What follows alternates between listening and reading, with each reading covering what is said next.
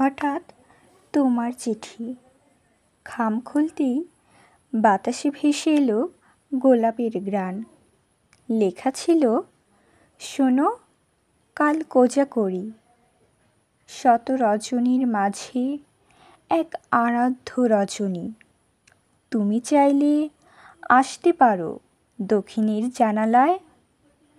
আমি লাল পাড়ে সাদা শাড়ি, কপালে লাল টিপে আপাদমস্তক বাঙালি নারী।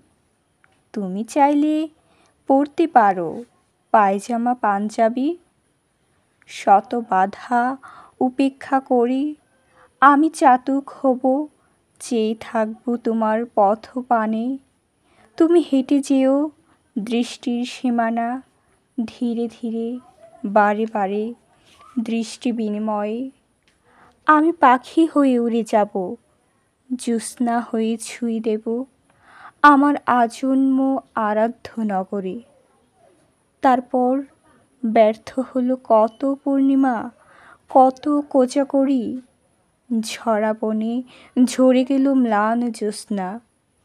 জ্যোৎস্না হতোই আমি আধার সাঁতরে আবার সেই আধারের মাঝেই ডুবি। ফেরা হয় না আর কোনো দিন দক্ষিণের জানালায়।